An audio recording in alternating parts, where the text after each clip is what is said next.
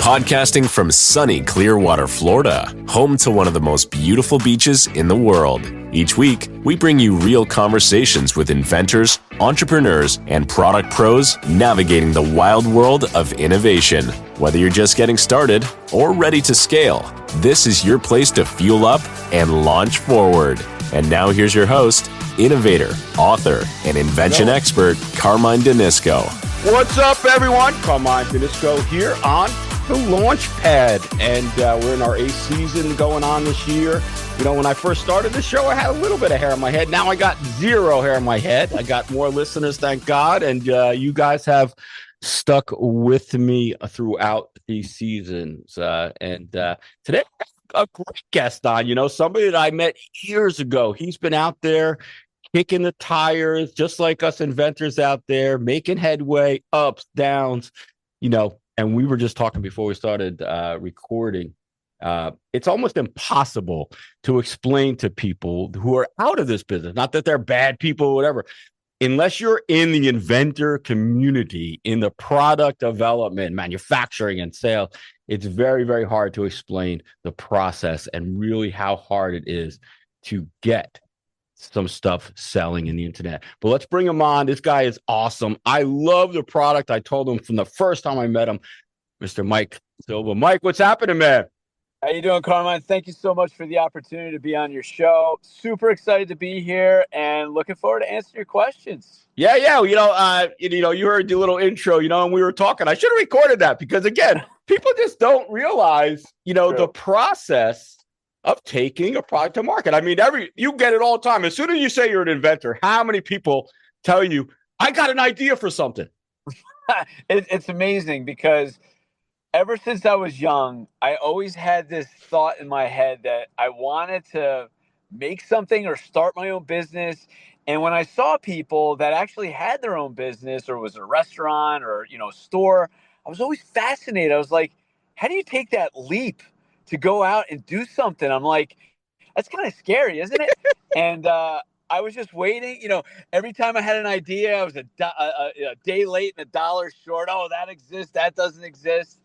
And then, I finally had this idea and I'm like, you know what? I'm going to go for it.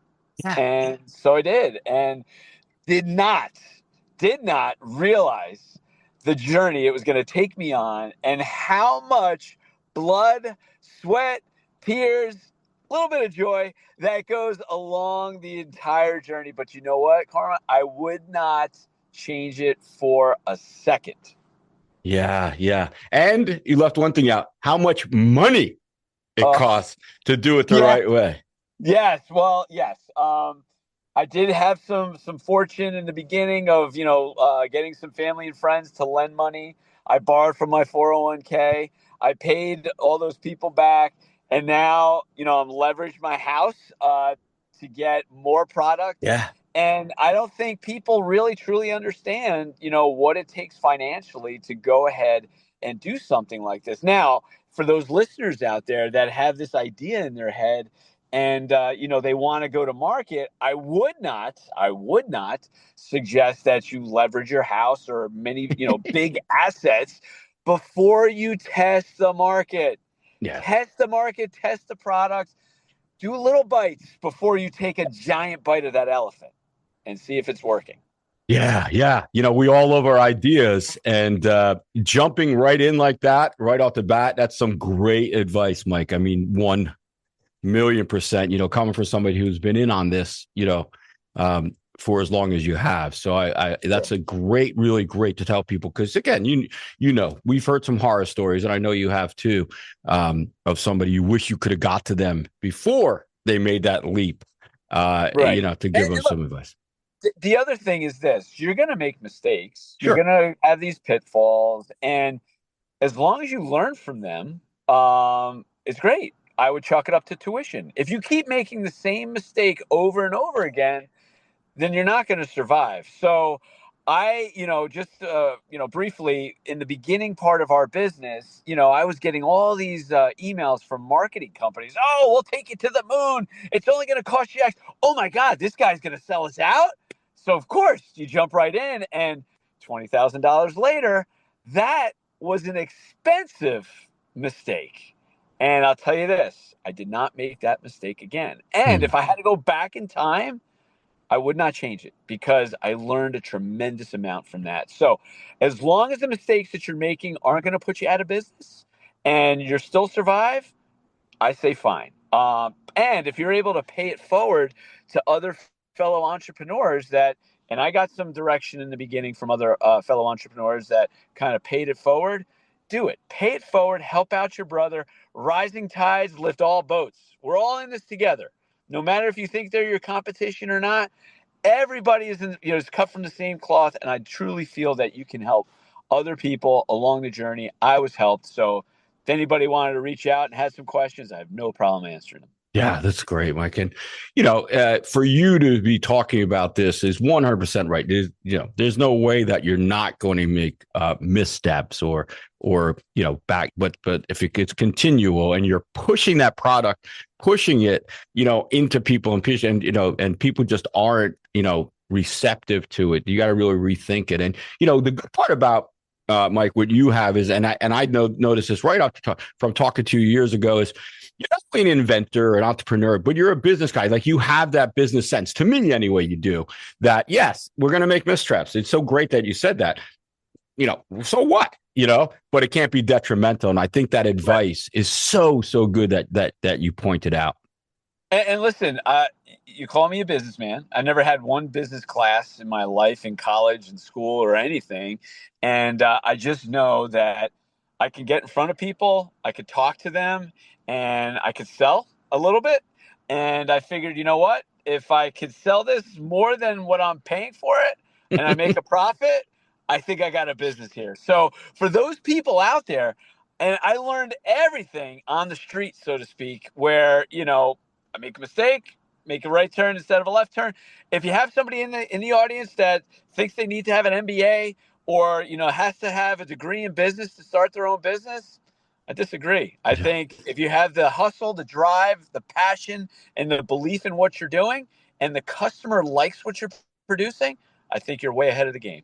Yeah, no. And that's what I mean about being like that business type of guy. You're learning through attrition, real life knowledge. You're moving forward and, you're taking hits, but you're still moving forward. I think it's the best way for all of us to learn if, again, like you said, we can last through that. But let's jump into your product. I didn't announce it for the reason, it's got a quirky name. I'm sure you ask people, or people ask you, QB45. They probably go, what the hell is it? Well, it's QB54. I'm sorry, 54. Sorry. That's okay. You're right. I got a lot of backlash from that name starting out, and I was like, you know what? I'm going to stick to my guns on this. I think it's got a nice ring to it when you search it, and nobody's going to have this name. And if we become popular and people go, we're not going to have to compete with any other products out there. If you know the name, you search it, boom, we're going to show up top of the search page. So a good friend of mine, he's my neighbor down the street. His name's Rob Jarvis. He's the guy who actually came up with the name for the company. So the game is football oriented, obviously. And in the game, you're throwing the ball quite a bit, hence QB for quarterback. And the score you play up to in order to win is 54. So he put it together. He's like, what do you think? QB54. I'm like, kind of like WD-40. Why not? Okay. So now that we've been in business for 7-8 years, we become a name, so to speak, in the industry, right? I mean, mom and pop in, Podunk, Iowa, no offense to Iowa, they might not know who we are. But if you're searching for backyard games, you're in that space and tailgating, you're going to know who we are. And that's how the origin of the name came up. And that's pretty much it. Yeah. I mean, hey, listen, you needed a name. And then you know what? As long as you're securing the market, people are recognizing the name. That's all that matters. That's right. And look, take bands, for instance, right? Like music band, rock and roll, whatever. The name always sucks until they become. I love it. That's right. I mean, look at the Doors, right? Are the Doors? I know I'm aging myself. Are the Doors awesome because of their name? No, they're awesome because they have great musicians. Jimmy Morris. Look, if they would have been called the Armoires, I'm sure they'd still be phenomenal, right? And popular. I love it. I love it. Yeah, it's So, so funny. Obviously, you've answered these questions before because you're 100% right. The name doesn't matter once they become famous or you're selling whatever. Then that's the name. exactly. Yeah, that's awesome. Very cool. So, real quick, how did the game come about? I mean, I'm sure you've told the story 100,000 times. All right. So I want to put you in a time capsule, 1983. I'm 9. My brother's 12. Yes, I'm old. And it's Thanksgiving. It's time to do the dishes. We did not want to do the dishes. We'd rather go outside and play football. However, people, our friends were at their, family celebrating Thanksgiving. So how do you play football with 2 people? So back in the day, we didn't have cell phones. We didn't have the internet. We had to use our imagination. So we took 2 garbage cans and the CB antennas on the back of my dad's pickup truck. And for those that don't know what a CB radio is, that was the precursor to the cell phone. It's how people talk to one another on a radio. Anyway, there's these 2 giant antennas on the back of my dad's CB on his truck. And the goal was throw the ball into the garbage can for a touchdown. And then you kick the extra point through the antenna. And that's how the game was born. And we didn't introduce it to anybody for like 30 years until Thanksgiving in 2015. We started playing it again. And a neighbor down the street from my brother, saw us playing, ironically, on Thanksgiving. And ironically, we weren't doing the dishes. And ironically, we were outside playing. And he came by and he's like, "What the hell are you guys playing?" And I said, "Stupid game we made up as kids." The guy stayed for 3 hours to play. And we're like, "What? Somebody other than us likes this game?" Wow. And we did it with buckets. We didn't have garbage cans. We had 5-gallon buckets, like the ones you get at Home Depot.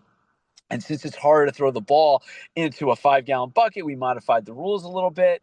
And we didn't have CB antennas, so we spread our legs standing up, and you try to squib kick the ball along the ground through the guy's legs to get the extra point. And if it just so happens to bounce up and hit you in the bad spot, then that would be the 2-point conversion. So, and the guy stayed and played. And we're like, "Oh my God." The next day, Black Friday, because that was Thanksgiving. Oh, yeah. He comes by and we're outside playing again. He goes, "Guys, I didn't see this game anywhere online." And I would turn to my brother. I'm like, "This guy's going to steal our idea." So watching a lot of Shark Tank, I'm like, "We got to get a patent on this. We got to do this. We got to do that." So long story short, my brother came up with the idea of making it out of a chair. And because we couldn't fix field goal post to a bucket, and who wants to bring a bucket to a tailgate? So why don't we make it out of something that they're already bringing? People bring chairs. And then I went to a Modell's sporting goods store, who's no longer in business. Mm-hmm. They went out of business. Got the chair. I pulled the fabric up off the chair and exposed the 2 posts, the frames of the chair, and that's when the light bulb went off. And I'm like, I could have PVC pipe here. This is where we could put our field goal posts. Ran to Home Depot, cut it up, put it on. Boom. The idea was born. And that's how it started. Man, that is amazing how it transpired over the years. And you guys, it's Thanksgiving. Now you go out there and now you start playing the game again after years. Yes. And that's how it was born. And then, so get this. So I'm a baseball coach in town in New Jersey. So we go to Cherry Hill, South Jersey. And everybody on my team is like, "You're an idiot. What are you doing?" I brought the prototype with me. I'm like, "I don't know. Let's see. Let's fish where the fish are." So people are sitting around doing nothing. Let me set this up. What happened?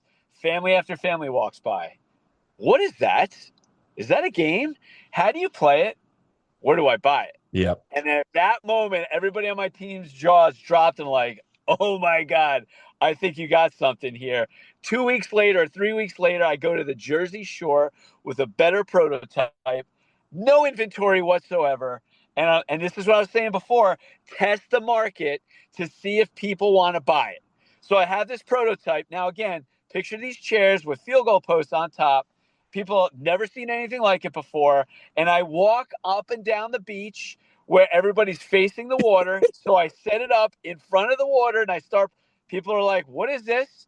I sold 15 games on the beach. I got cash and credit card numbers. Again, this is New Jersey. People don't trust each other in New Jersey. They gave me credit cards and cash, knowing that their game was not going to be delivered until November when my shipment came in. And that's when I knew I had something. That's when I pulled from my 401k and said, you know what? I'm going for it. And that's what we did. The story is amazing, though. When you tell the story, people are just like, what? I mean, you had your own Kickstarter going on the beach. Well, let me talk to you about Kickstarter. So I tried to go on Kickstarter. I tried to raise $25,000. Guess how much money we raised?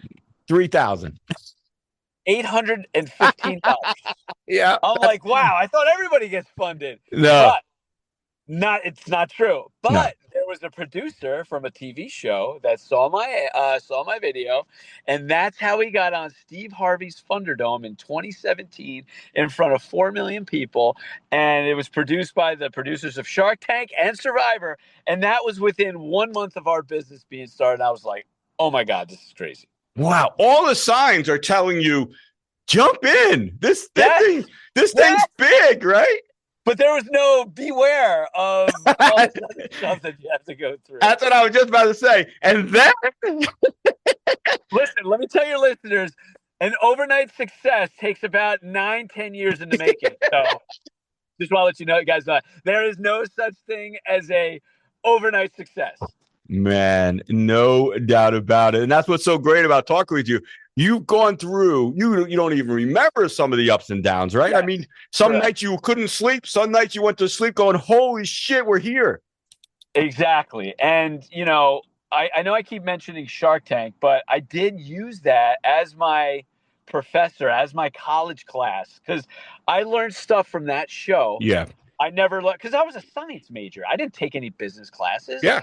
No patents and fish where the fish are and pound the pavement. Those are 2 lessons that I will take to the grave. And I've used that religiously because think about it. You have a football game at your, where are my fish? My fish are at tailgates. So what do? I pound the pavement at tailgates and fish where the fish are. So I live in Jersey. I'm 1 hour from MetLife Stadium.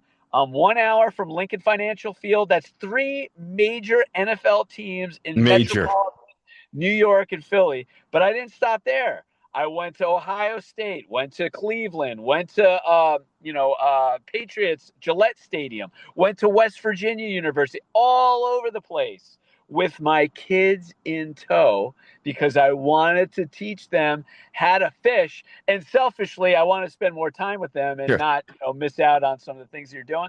But I got to tell you, going with my son, going with my daughter, and just spending 8 hours in the car, bonding with them picking out the restaurants that they see on diners, drive-ins, and dives. It just made for amazing family memories. And this is truly a family business from the ground up. Wow, so amazing, man. I love this story. Obviously I wish you sold 1 million units 2 years before this, stuff, right. but you're making not only the best out of it, but you're really building on every up and down, every sideways that you can. I'm trying. Yeah. I mean, that's whatever business throws at you. Being an entrepreneur, honestly, is just being a problem solver.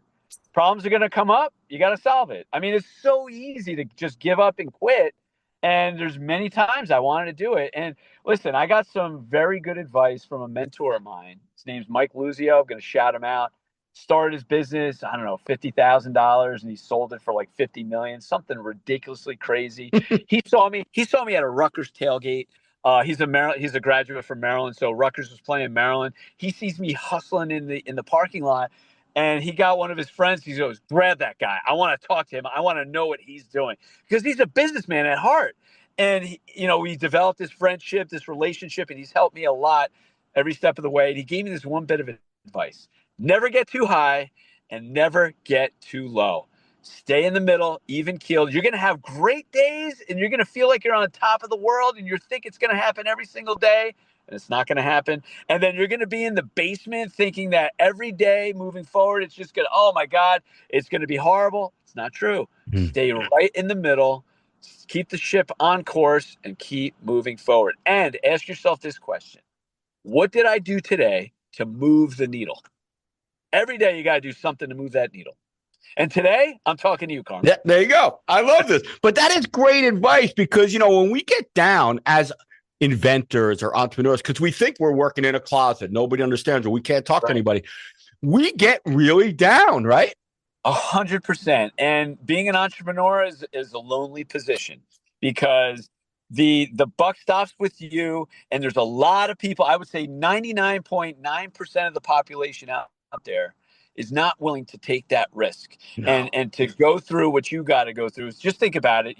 When you're working for somebody else, you're helping support their dream, not your dream. You're supporting their dream. And they were willing to take that risk. And that's why I was so impressed before I became an entrepreneur. The other entrepreneurs started their business. I became impressed as like, how did you get the balls to go after it and not care, not say not care, but just go for it. And now I'm in that spot and I have people, that are, I'm sure, looking at me like, how'd you do it? Yeah. It's just going out and just, I don't know. It's getting it done. It's going through the motions. It's taking the punch. It's falling on your ass and standing back up. Yeah, yeah. And I have heard that. And we've talked for, several times. Like you try to help people. I know that you reach out and people online are asking you questions. And it's so great that you do that and spend that little bit of time to give what your experiences are. You're not saying I'm the greatest, I know everything, but you're giving your experience. Yeah. And look, that was provided to me by other people. And I was like, I wouldn't be where I'm at without the advice and mentorship that I got from others. And you just have this like internal need to pay it forward because we all start from the same spot. We start from ground zero or point zero, and any help that you can get along the way is greatly appreciated and grateful for. Yeah, 100%. I want to go into what's happening now with your product. But before that, one question I have for you: you've been to so many different tailgates, so many stadiums, things like that. What's like your favorite stadium or your favorite tailgate or college? What was your favorite to go to? That's a great question. I would say the two experiences that stood out to me the most, and it's depending, and this is taking into account the location and more importantly, the people. Yeah. So outside of my local area, like Giants, MetLife and Philly, because they've been so tremendously supportive to me, and it's so easy for me to go to because it's so close. Outside of that, I would say Cleveland, and Buffalo. Now, you're going to say, oh my God, why would you go there? This is before Buffalo was good, but Cleveland's kind of, dude, the fans are so passionate. Okay. So nice. And they love their football. And look, Buffalo, they have the tradition there. Like we tailgate in the Hammer Lot. And that's where, I don't know if you know about the guy that, I think it's at like 11:30 every home game. He gets ketchup and mustard poured on his face. Have you ever seen this? No. What? Oh my God. Whoever's listening, I think his name is Ron. And he's a staple. I think he's been to every home game. And he walks around with a hot dog. And he says, oh, guys, does anybody have any extra ketchup or mustard? And there is a mass of people squirting ketchup and mustard all over this guy's face, clothes, and everything. It is amazing. It's so fun. And you're dying laughing. Imagine being there seeing this. It's unreal. So that's so funny. And you walk across, like you have some downtime. You walk across, go to Niagara Falls. Had a great time with my son there. And then Cleveland. Oh my God. These guys are diehard tailgaters. They get there at like 5:30 in the morning and they're like, it's like a military operation. Wow. They are saving spots, before their friends get there. It's just insane. They love the game. They love football. They love QB54. We get welcomed with open arms every time we go out there. And there's this place, Mabel's Barbecue. Shout out to these guys. I think it's Steve Steinman. He's on Food Network or whatever. I think this place is on Diners, Drive-Ins, and Dives. Amazing barbecue food. That is the other thing. When we go out, we try to find all these places to eat, and it just makes it a whole experience. Sorry, I get out, but I absolutely. I'm really reliving this experience, telling you this story. So Yeah, I love it, man. And what I want our listeners to really realize here is that you had your family with you, which is really such a plus. it really is. A lot of times inventors, they fight with their spouse, whether it's the inventor's a woman or a man, whatever, because they're on their own, or they're out in their garage, or they're traveling or whatever. And really bringing the family together, it's a success or it's not. That's the success. Yes, and it's a lot of people say it's not the destination, it's the journey, and I can 100% support that theory that I'm getting so much out of this journey, and it's making it so worthwhile. It's just been amazing. And let me shout my wife out for a second. She is the most risk-averse person, I think, on the planet. Oh, man. And I am on the opposite side, and she has been so supportive of me, the dream. At the I'm sure she's super anxious of like, oh my God, look at all this money. I can't believe we put the house on the line. What are you doing? Are you nuts? How are we going to pay for the kids' college education? I'm like, I don't know. It'll work out. It'll work out. I'm like, Janet, my wife's name's Janet. I'm like, you know me for 20, probably almost 30 years at this point. Have I always landed on my feet? And she goes, yeah. I'm like, look, there was times where I had to do DoorDash. Right? That's not below me. I have a No. I'm not fronting on anybody that does DoorDash. My point is, if you want to make money, there is every opportunity out there in the world to make money. And DoorDash, Uber Eats, driving an Uber, go out there and hustle and make your money. Your time can be spent. You can make money or you can watch Netflix. It's your choice. There's so many opportunities out there. And yes, I was in the doldrums. I had a lot of money that was out. I couldn't borrow anymore. Christmas was coming up. I wanted to get my kids some gifts. I'm like, how are we going to get money? So I went out, drove Uber, and I made the money, got the gifts, got a little bit extra more money to pay off some credit card debt. And so my wife has been a rock. Goes totally against her grain, but she's been super supportive. Wow. And my kids have been super supportive. And when you have the buy-in from your family, it makes it 10 times easier. And if you have entrepreneurs out there that have kids, get them involved. And my father and my mother taught me the most valuable lesson ever. When I was 13, they said, Mike, I am not going to buy you a car when you turn 17. If you want a car, figure it out. And I did. I got a job at 13 working at a pizza place, saved all my money. I bought a 1988 Nissan Sentra for $3,500. I had 35 $100 bills on my bed, spread out, and I saw that. I was like, wow, this is awesome. Yeah, man. Gave the same lesson speech to my kids. My kids each bought their own car with their money, and how I got them to go with me to these tailgates, I said to them, I said, listen, I'll give you $10 for every game that we sell when we go to tailgates. And they were like, sign me up, Dad. And they would drive. Sometimes they'd make $250 in 3 hours. Sometimes they made $40. But this is the beauty of owning your own business. You're going to have good days and bad days, but those kids appreciate that car way more because they bought it. My daughter, she started playing guitar. I bought her a piece of crap starter set from Sam Ash, $150. She started playing. She goes, Dad, I love this. She goes, I wanted a Les Paul. I'm like, a Les Paul is $1,400. I'm not paying $1,400 for a guitar. You got your first guitar. She's like, can we go tailgating? Let's go. So that's how she saved for her guitar, her car, her amp, all that stuff. Wow, that's amazing. All you parents out there, make your kids work for it, and they're going to learn a lesson for life. Yeah, it's so amazing. And the experiences. Yes. And I forced these kids to talk to strangers to pitch, right? These kids don't know how to talk to anybody. All they are is on their phone. Look, if I'm hiring somebody, I want to hire somebody I can work with, somebody I can converse with. You might be the smartest person on the planet, but if I can't work for you, it's useless. Get them out there. Get them out of the comfort zone. Yeah. Awesome, man. I love it. Switching gears a little bit before Yeah. we get into, again, I really want to talk about what you have going on, which is super exciting.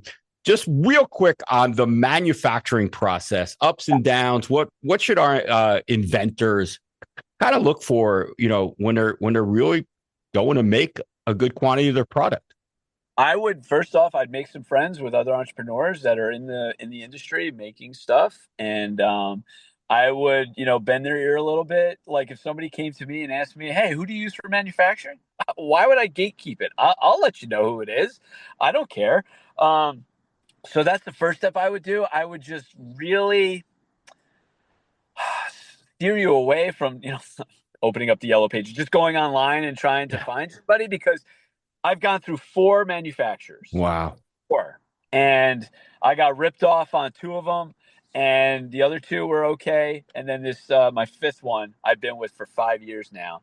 Great communication, great quality, and they believe in the business, and they're working with me, and they provided some excellent payment terms and whatnot because they see the vision of the company, they see the growth, and they want to support. So people hear horror stories about China. Yes, some do exist, but there's also some really great manufacturing out there that want to see our company succeed, because if my company succeeds, I'm paying them more money. I'm Right. going to make more stuff.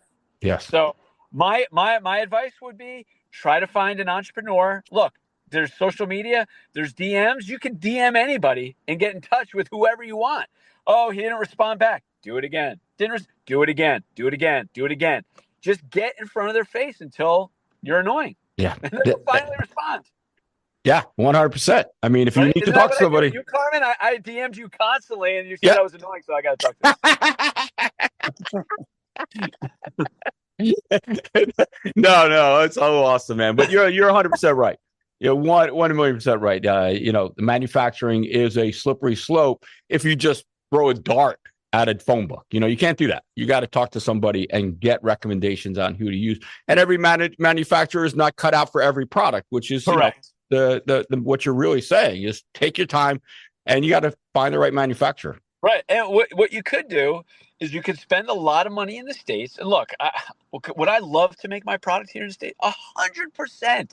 Why would I not want to keep my money here? So for those people out there who say, oh, you're not patriotic, you're making it over in China.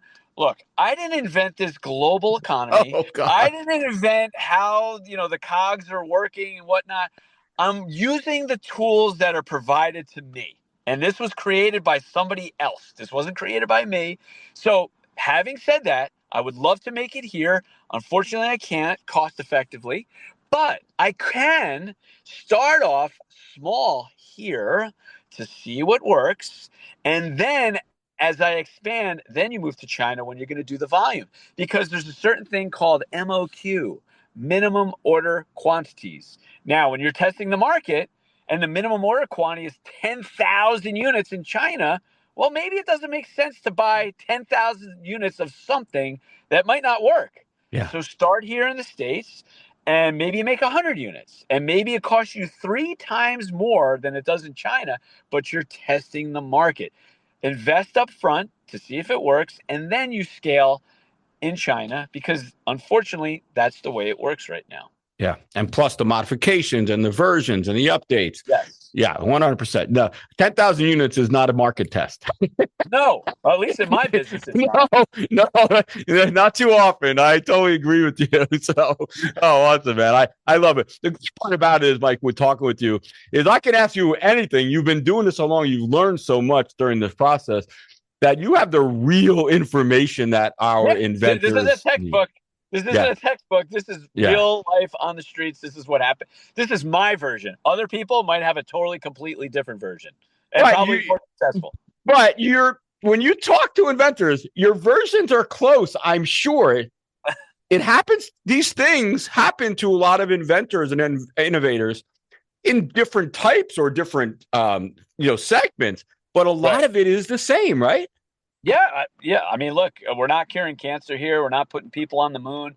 We're coming up with a product. You're manufacturing it. You have to market it. You have to sell it. You have to ship it. I mean, it's pretty much. Yeah.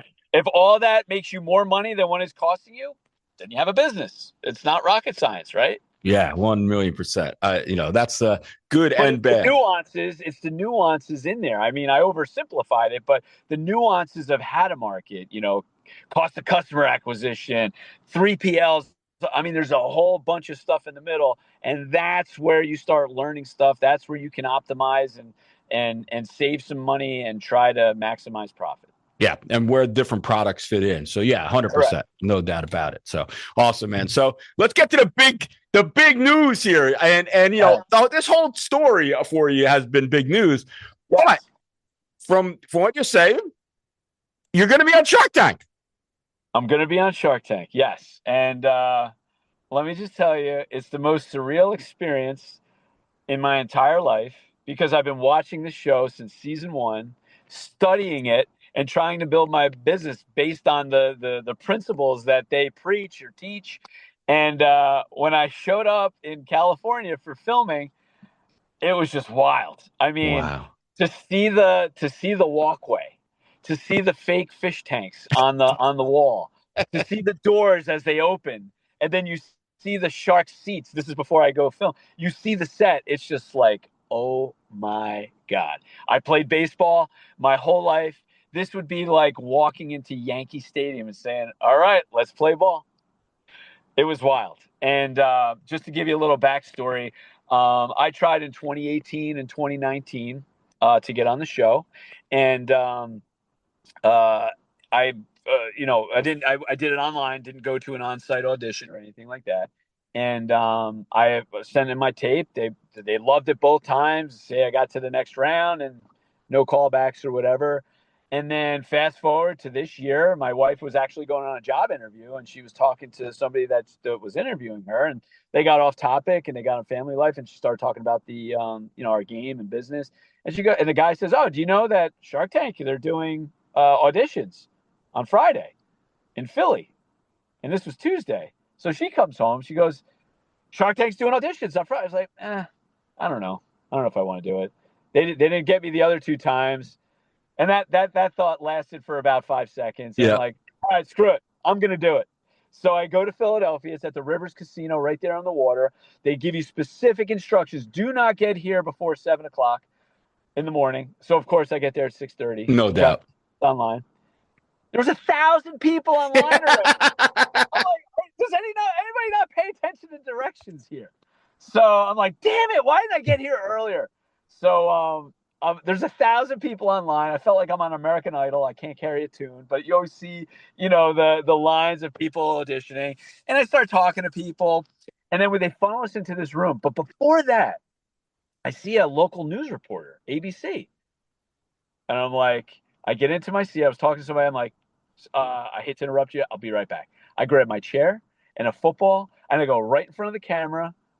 And I'm like, what do we do? And she's like, what are you talking about? I'm like, you got a camera? I'm like, what do we do? She goes, do you want to get interviewed? I'm like, yes, that's why I'm here. So she interviews me online. It airs on the local news or whatever. Wow. And I'm trying to take every single opportunity that's there. Take advantage of every opportunity.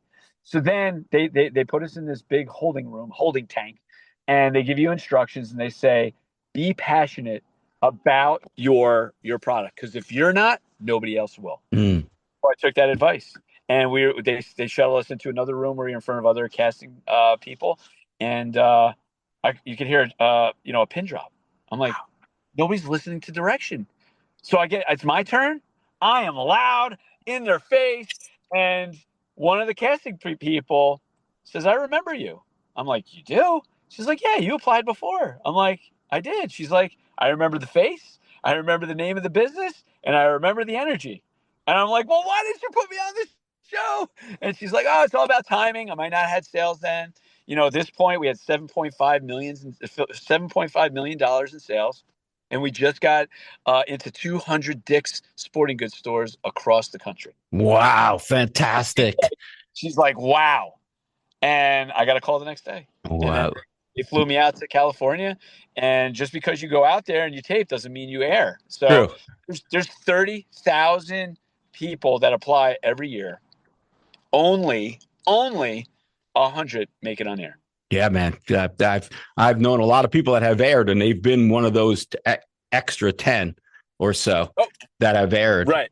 Hmm. and didn't air that filmed, and they were very disappointed. But like you said, it's the experience is surreal. Oh yeah, 100%, 100%. Wow. You know what amazes me, So, and we'll oh, get sorry. it's okay. What amazes me is that there's that many products out in the world that where you were, there was thousands of people. Is is that amazing or what?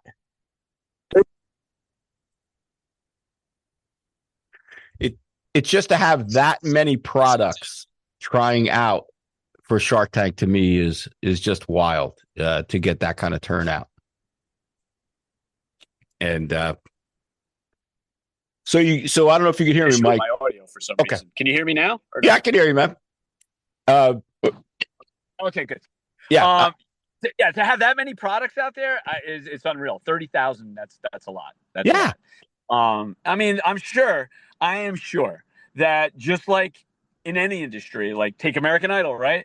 How many awesome people are out there that could sing, don't have a record contract, they might be better than Lady Gaga or any of these other bands, and they never get the opportunity, Yeah, right? that's right. I think it's about being at the right place, the right time, and it's about persistence. You have to give yourself as many times as you possibly can to get in front of somebody so your chances go up. I don't believe there's anything as such as luck.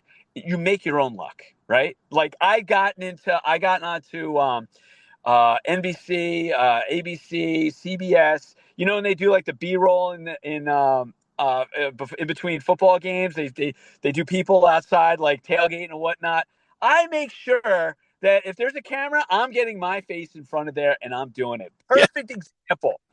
My buddy, his name's Doug Fitzgerald. He's actually number 9 in the rules, and we call it the Fitz because he was the first person to do it. And when you invent a product, you can do whatever the hell you want. That's So right. he was the first person to kick the football in the bucket, which is an automatic win. He did it. I'm like, you know what? We're calling it the Fitz. So anyway, so Fitz, he tells me I was going to the Lincoln Financial Field. It was the Army-Navy game. He goes, game day is going to be there. I'm like, really? So I scoped it out. And sure Wow. enough, college game day was there. So I have my American flag hanging from the goalpost. I have a camouflage set. I have it over my head. And in the shot of the cameras, they bring the announcers out. And I am so obnoxious by having my product behind one of the commentators the entire time. And I'm like, that is the definition of guerrilla marketing. That's it. 100%. Right? People have no clue what the hell I'm holding over my head. They'll be like, what the hell is that? I don't care. You just saw my product with field goal posts on the back. I'm going to go search that. Oh my God, so fun. But it's so true. You cannot stop. You make a win yesterday. What are you going to do today? Right. So what I'm doing today, I know my show is going to air next week, and I'm on the phones pounding, trying to get PR. Yeah, I man. didn't hire a PR company. I just basically, I'll tell you, I went to ChatGPT. I told them my whole situation, and they're like, gave me a list of people to reach out to. Boom, DMing them, listing. Dude, can I tell you, ChatGPT is insane because I prepared for Shark Tank using ChatGPT, and they're like, "Do you want us to role play? Like, I could be Mark Cuban, I could be Mr. Wonderful," and I'm like, "Yeah, let's do this." And they would act like these sharks, and I could respond with my voice, and it would dictate it. And I was like, I was on Shark Tank, but on my computer, and I just used that information to prepare myself for the show, and I think it helped. I don't know. That's amazing. I guess Oh we'll my see. God. So I know you can't tell us the outcome. How was the experience? Was it fun? Were the sharks great? Were they cool? Well, how was Say it? this. The experience from the start to the beginning, the producers, everybody that's involved with this show are absolutely top notch, class act, professional, made it such a great experience, right? You have to understand that you're dealing with entrepreneurs like us. We're going to be nervous. We're going to be, excited. They have to corral people. If things don't go the way they think they're going to go, they're therapists. They help. They've seen it day in and day out. The production, top notch. Everybody was super nice. The Wow. Sharks, we don't get a chance to talk to them before or after. Just my experience on the show. I'm going to tell you this. One shark gave me some great advice, and you know what?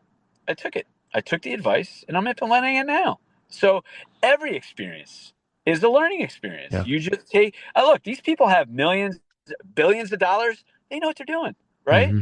I can't be pompous and be like, oh, I know my business better than you do and blah, blah. No. Give me some advice. I'll take it. Yeah, that's awesome. Yeah. So cool, man. I love it. This, even though the show's been on, Shark Tank's been on for many seasons, there's still a small, very few family that have been on there. So you're part of that. And it's just so amazing that you got to that. But I love it that you're like, yeah, I'm going to be on Shark Tank, whatever it is, October 1st. What am I doing tomorrow?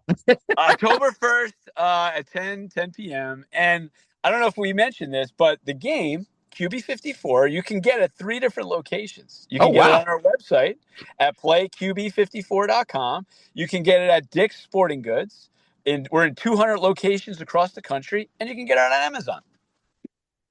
I mean, you're making it easy, but I love that it's in Dick's. I mean, there's no, one of the best stores to have your product in. Yes, absolutely, 100%. And it was, we're hoping that Shark Tank helps, drive people there to get a set. And if you need something right away, go. Very cool.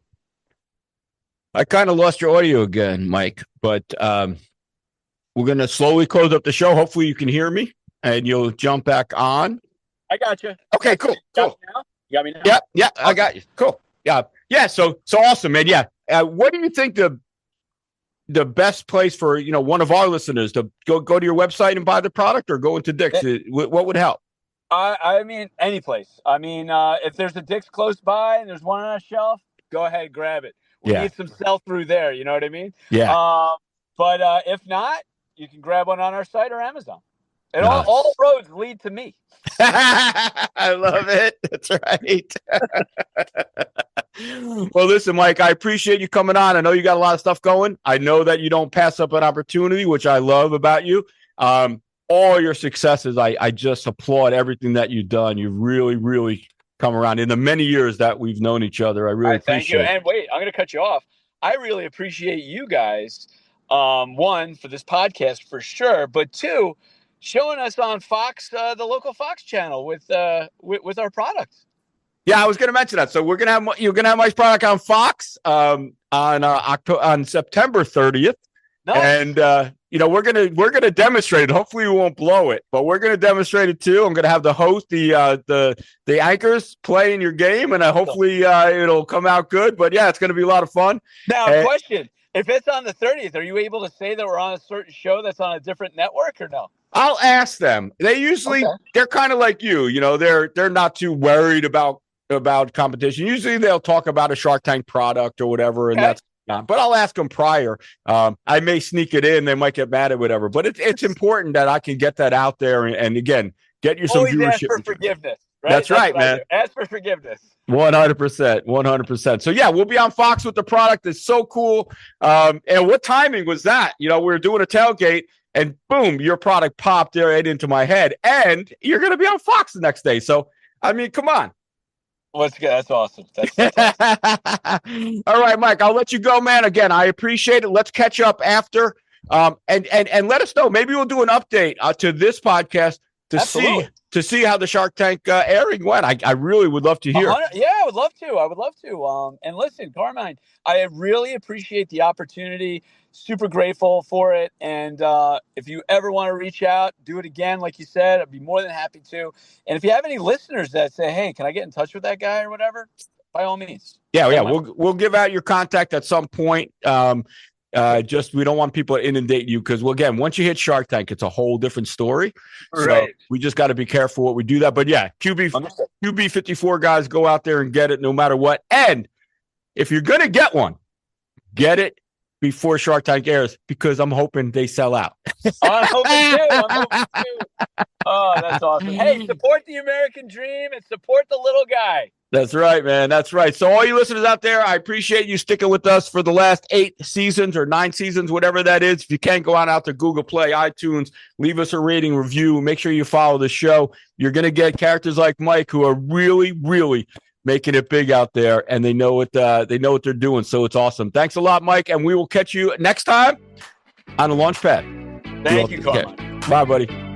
Hey, thanks for listening. If you found the information helpful, we'd love for you to share our podcast and website with your friends. If you need help with an idea or invention, or have a topic you'd like us to cover in a future episode, don't hesitate to reach out through our website. Please note that all statements and discussions are the opinion of the hosts and guests and should not be considered legal or business advice.